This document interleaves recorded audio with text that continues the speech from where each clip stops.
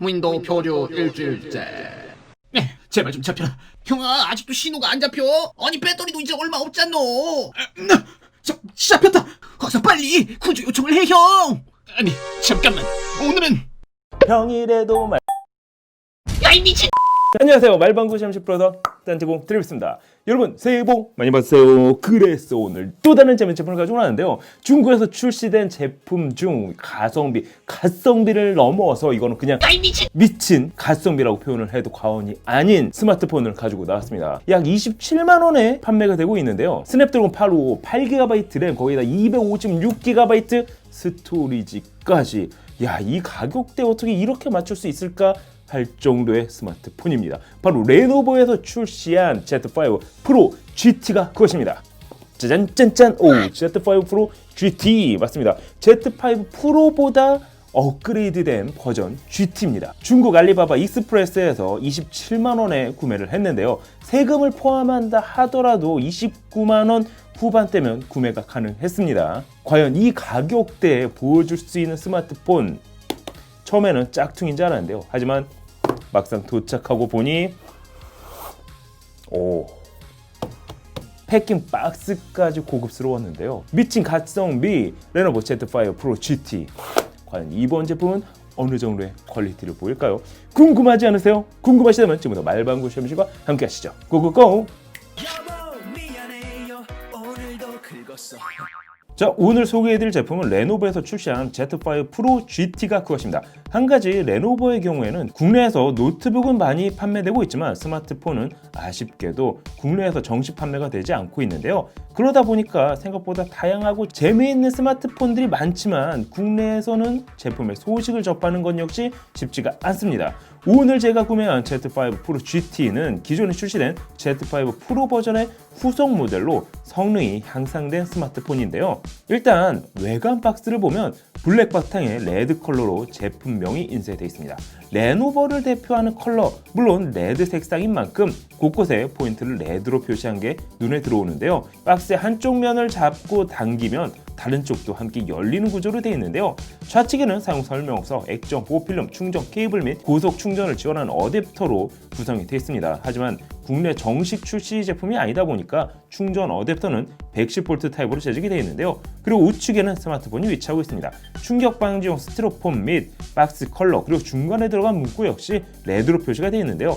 블랙과 레드의 컬러는 나름 괜찮아 보였습니다. 제품의 디자인은 기존 Z5 프로와 달리 블랙 컬러에 레드로 포인트를 주었습니다. 측면을 보면 상단은 유광 레드, 그리고 하단은 유광 블랙으로 투톤 컬러로 제작이 됐는데요. 후면은 카본 패턴 디자인이 적용됐습니다. 그렇다고 실제 카본 소재로 제작된 건 아닙니다. 전체적인 디자인은 괜찮아 보였는데요. 특히 슬라이드 구조를 적용을 해서 노치나 펀치홀 디자인 없이 풀화면 그대로 사용할 수 있다는 장점을 가지고 있었습니다. 사이즈는 155.1mm, 73mm, 그리고 두께는 9.3mm로 제작이 됐는데요. 중량은 210g으로 기존 스마트폰 대비 더 무거운 중량을 느낄 수가 있었습니다. 아무래도 슬라이드 방식을 적용을 하면서 중량을 더 줄이지는 못한 것 같은데요. 그래도 그립감은 생각 이상이었습니다. 하단에는 마이크, 상태 LED, USB-C 타입 포트 및 스피커가 위치하고 있습니다.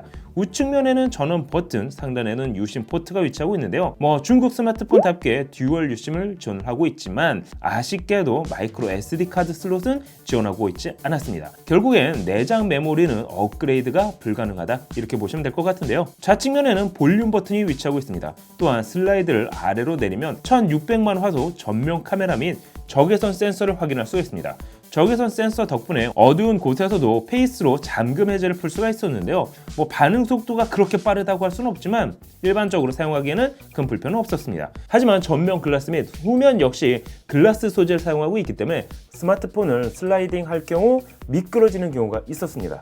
이건 조금 불편하게 느껴지긴 했는데요. 뿐만 아니라 슬라이드 방식을 적용하다 보니 약간의 유격은 어쩔 수가 없는 것 같았습니다. 사실 이 정도면은 사용하는 데는 큰 불편은 없어 보였는데요.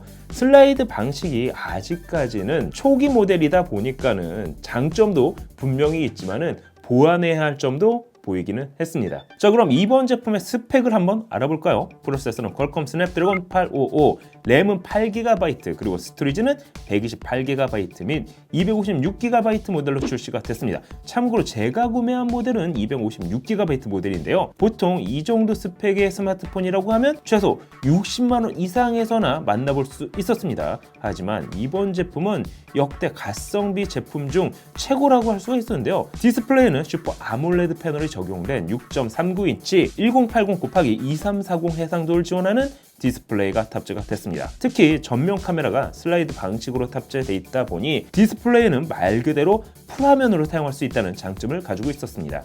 또한 전면 지문인식 기능을 지원하고 있기 때문에 기존의 플래그십 스마트폰에서 지원하고 있던 스펙과 비교해도 손색이 없어 보였습니다. 배터리는 3350mAh 18W 고속 충전을 지원을 하고 있지만 무선 충전은 지원하지 않았습니다. 또한 방수 기능 역시 없다는 점은 아쉽기는 했는데요. 블루투스는 5.0 그리고 NFC 기능도 지원하지만 사실 외산폰의 NFC 기능은 국내에서 제한이 많기 때문에 큰 의미를 두지는 않고 있는데요. 그래도 갖출 건 대부분 갖추고 있는 스마트폰이다 라고 할 수가 있겠죠. 자, 그럼 이번 제품의 성능은 과연 어떨까요? 안투투 벤치마크를 구동시켜봤습니다. 그 결과 365,753점이 나왔는데요. 역시나 고사양 스펙답게 높은 점수가 나왔습니다.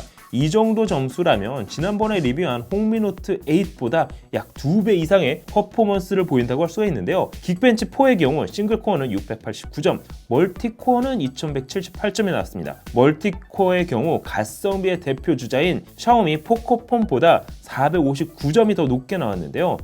이 정도면 거의 갤럭시 S10 플러스와 비교해도 비슷한 퍼포먼스라고 할 수가 있습니다. 3D마크 슬링샷을 통해 그래픽 점수를 확인해 봤는데요. 3911점이 나왔습니다.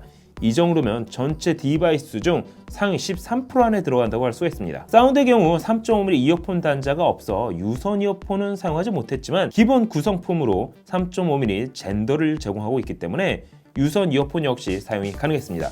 하지만 젠더를 항상 들고 다녀야 하기 때문에 번거롭다는 단점은 있는데요. 그래도 이번 제품은 돌비 애트모스가 튜닝한 스피커가 탑재가 되어 있습니다. 또한 게임 모드 및 영화 모드와 같이 사운드를 좀 더 디테일하게 설정할 수가 있는데요. 실제 사운드를 감상해 본 결과 생각보다 나쁘지 않았는데요.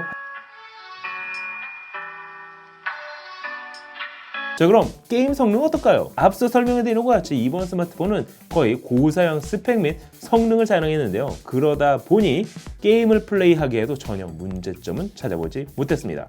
이 정도 가격대에서 이 정도 퍼포먼스라면 해저가 따로 없는데요. 카메라는 후면 1600만 화소 그리고 2400만 화소 듀얼 카메라를 탑재하고 있습니다. 특히 듀얼 포트를 적용할 경우에는 기대 이상의 아웃포커싱 이미지를 얻을 수 있었습니다. 하지만 동영상의 경우에는 아웃포커싱 모드를 지원하지 않았습니다. 또한 최근에 플래그십 스마트폰에서 보여주는 광각 카메라 역시 탑재가 되어 있지 않다는 점도 아쉽게 느껴졌는데요. 하지만 최대 4K 해상도까지 영상 촬영이 가능한 것은 물론 사진 촬영 시 아웃포커싱 기능은 기대 이상이었습니다. 전면 카메라 역시 아웃포커싱 기능은 나쁘지 않았는데요. 이 정도 가격대에 2400만 화소의 카메라 성능, 나름 빠진 기능은 있지만 그래도 충분히 카메라 기능을 사용하기에는 나쁘지 않았습니다. 자, 그럼 이번 제품의 단점은 없을까요? 일단 이번 제품으로 전화 통화를 하기 위해서는 슬라이드를 내려야만 통화가 가능했습니다. 이게 익숙해지면은 나쁘지는 않겠지만 솔직히 처음 사용할 경우에는 손가락이 흘러 내려가서 전화를 받지 못하거나 걸기에 불편함을 느낄 수가 있었는데요. 뿐만 아니라 210g이라는 무거운 중량 대비 배터리는 고작 3350mAh가 탑재가 됐는데요. 따라서 배터리 사용 시간은 좀 아쉽게 느껴지긴 했습니다. 거기에 무선 충전 기능은 물론 방수 지원 역시 되지가 않았는데요. 그러다 보니까 샤워를 하면서 영화나 영상을 감상하시는 분이라고 하면 이번 제품을 사용하는데 좀 불편할 수는 있겠죠. 하지만 이 정도 가격대에 이 정도 단점이라면 충분히 감수할 수 있어 보이는데요. 노치 없는 풀화면 슬라이딩 스마트폰 여러분이 보시기엔 어떠신가요? 자, 그럼 정리를 한번 해보도록 할까요? 27만원에 판매가 되어 있는 레노버 Z5 프로 GT 슬라이드 방식을 적용했기 때문에 풀화면 스크린 그대로 사용할 수가 있었습니다. 특히 전작에 비해서는 유경 역시 확실히 많이 잡았다는 것을 느낄 수가 있었는데요. 가격 대비 스냅드래곤 855 8GB 거기에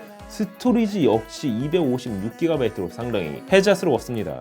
물론 몇 가지 단점도 보이기는 하지만 가격이 깡패라고 대부분의 단점은 이해할 수가 있었는데요. 슬라이드 방식의 스마트폰을 한 번쯤 사용해보고 싶다면 레노버 Z5 프로 GT는 그 해답을 주는 제품이 아닌가라는 생각이 들기는 했습니다. 물론 국내 정식으로 판매가 되고 있는 제품이 아니다 보니까 AS를 받을 수 없다는 점은 구매 시 감안하셔야 할 것 같습니다. 여러분이 보시기엔 어떠신가요? 가성비를 넘은 미친 가성비 스마트폰. 다음에는 또 다른 재밌는 테크학으로 다시 찾아뵙도록 하겠습니다. 아직까지도 말방구 실험실 구독과 알람 버튼을 누르지 않으셨다고요? 그럼 지금 바로 옆에 있는 구독과 알람 버튼을 꾹꾹 눌러주시기 바랍니다. 그럼 저는 다음에 또 다른 재밌는 테크 얘기로 다시 찾아뵙도록 하겠습니다. 지금까지 말방구 실험실 보서 딴뜨공 드리비스였습니다. 감사합니다. 여러분 안녕. 짠! 개 허접한 게 단돈 5만원. 말도 안 돼. 저도 안 먹을 것 같은 게 단돈 68,000원. 미쳤군. 가성비가 사망했잖아. 도와줘요. 말방구 가성비. 찾았다. 너에게 딱 맞는 가성비. 말방구 가성비.